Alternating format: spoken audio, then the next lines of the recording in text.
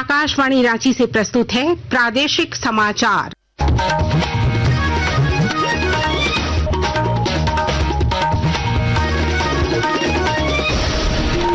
नमस्कार, प्रादेशिक समाचारों के साथ मैं नीलम कुमार।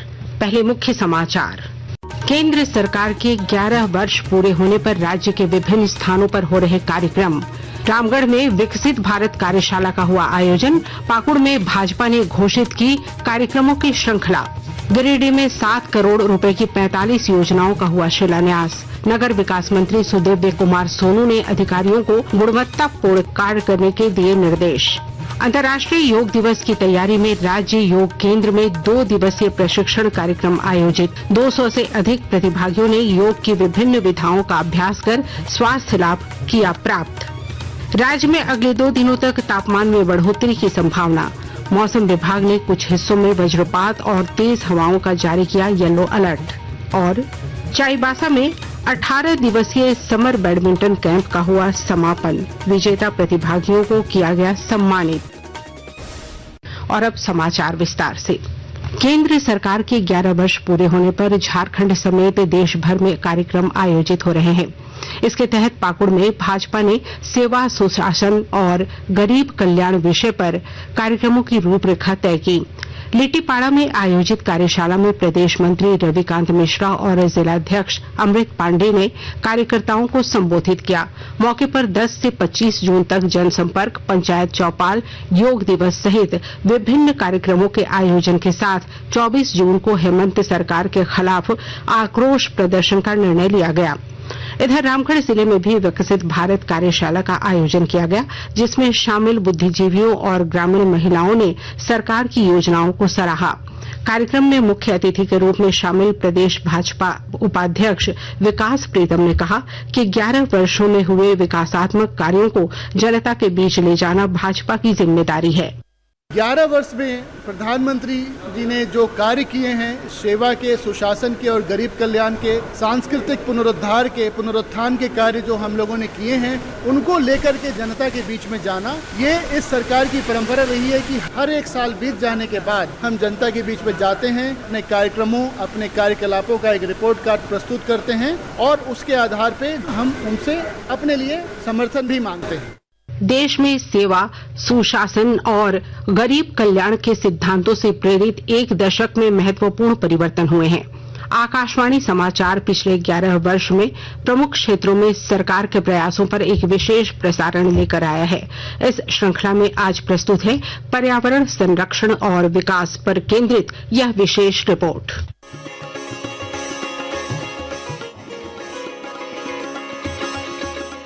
पिछले 10 सालों में भारत का मिडिल क्लास देश के विकास की यात्रा के केंद्र में रहा है। उनकी उम्मीदों को सिर्फ सुना ही नहीं गया, बल्कि उस पर ठोस कदम भी उठाए गए हैं। सरकार ने टैक्स सुधार, टैक्स में छूट, सामाजिक सुरक्षा और कौशल विकास के जरिए मिडिल क्लास को सशक्त बनाने का प्रयास किया है। नई टैक्स व्यवस्था में अब 12 लाख रुपए तक की आमदनी टैक्स मुक्त कर दी गई है। पहले से भरे हुए इनकम टैक्स रिटर्न और फेसलेस मूल्यांकन प्रणाली ने टैक्स भरने की प्रक्रिया को तेज, आसान और पारदर्शी बना दिया है। यूनिफाइड पेंशन स्कीम के अंतर्गत 25 साल की सेवा वाले सरकारी कर्मचारियों को उनके औसत मूल वेतन का 50% पेंशन के रूप में सुनिश्चित किया गया है। वहीं पिछले 10 सालों में महंगाई की दर औसतन 5% रही है, जो कि इससे पहले के 10 सालों में 8.2% थी। कौशल विकास के क्षेत्र में बड़े बदलाव हुए हैं। प्रधानमंत्री कौशल विकास योजना के तहत 1 करोड़ 63 लाख से ज्यादा युवाओं को उद्योगों से जुड़ी ट्रेनिंग दी गई है। राष्ट्रीय अप्रेंटिस संवर्धन योजना के तहत 2016 से अब तक 40 लाख से अधिक अप्रेंटिस को उद्योगों में काम दिलाया गया है।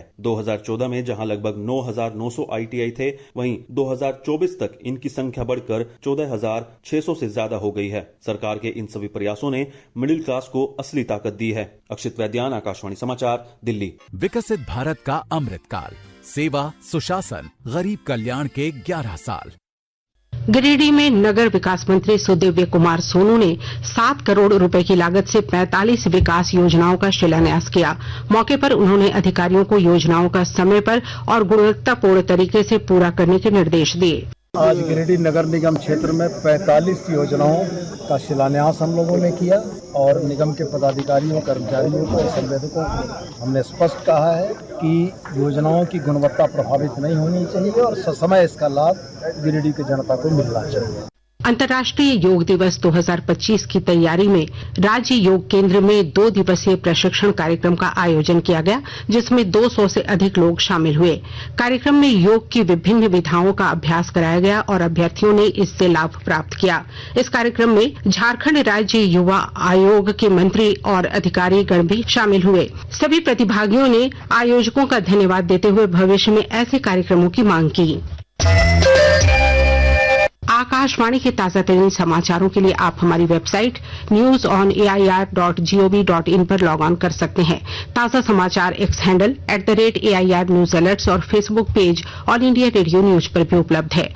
आप प्रादेशिक समाचार एकांश के X handle @AIR news _Ranchi और Facebook page Akashvani news Ranchi, Instagram page तथा YouTube channel AIR news Ranchi पर भी हमारे बुलेटिन सुन सकते हैं।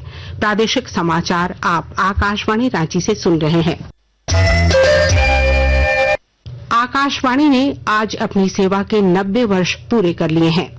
8 जून 1936 को आज ही के दिन भारतीय राजकीय प्रसारण सेवा का नाम बदलकर आकाशवाणी किया गया था।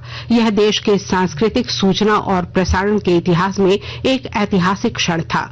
पेश है एक रिपोर्ट।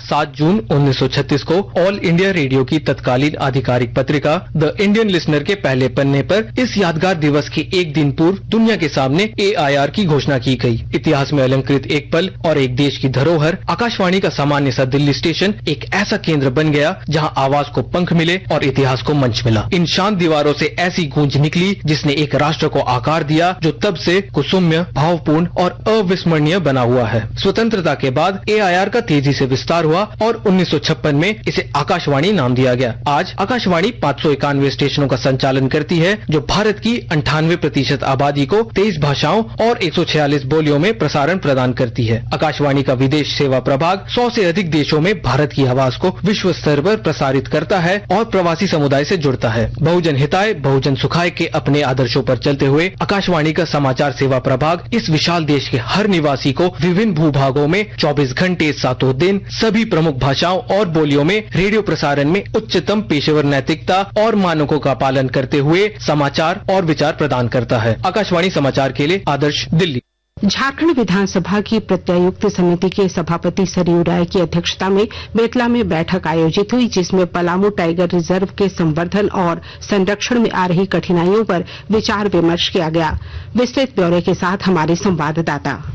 झारखंड विधानसभा की प्रत्यायुक्त समिति के सभापति सरयू राय की अध्यक्षता में बेतला के सभागार में पलामू टाइगर रिजर्व के वरीय पदाधिकारियों के साथ बैठक हुई। बैठक में समिति के सदस्य दुमका जिले के जरमुंडी विधानसभा क्षेत्र के विधायक देवेंद्र कुंवर भी मौजूद थे।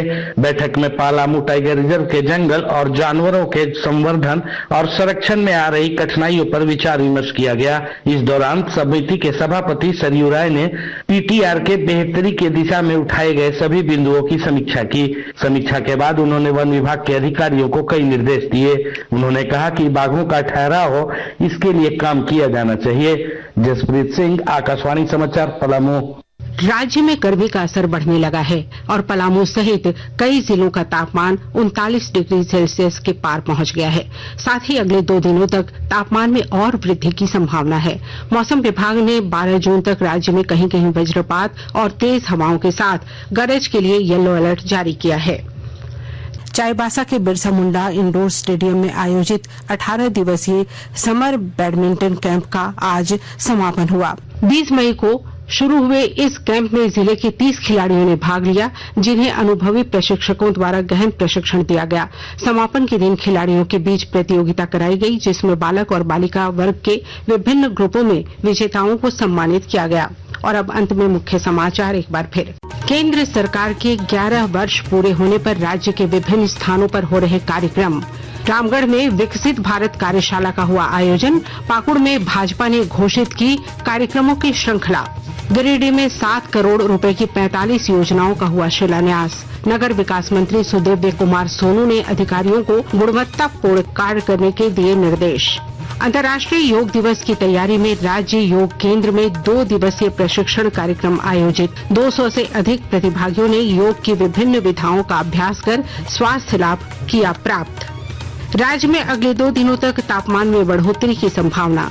मौसम विभाग ने कुछ हिस्सों में वज्रपात और तेज हवाओं का जारी किया येलो अलर्ट। और चाईबासा में 18 दिवसीय समर बैडमिंटन कैंप का हुआ समापन। विजेता प्रतिभागियों को किया गया सम्मानित। इसके साथ ही आकाशवाणी रांची से प्रादेशिक समाचार का ये बुलेटिन समाप्त हुआ। अगला प्रादेशिक समाचार बुलेटिन कल सुबह 8:30 बजे प्रसारित किया जाएगा। नमस्कार।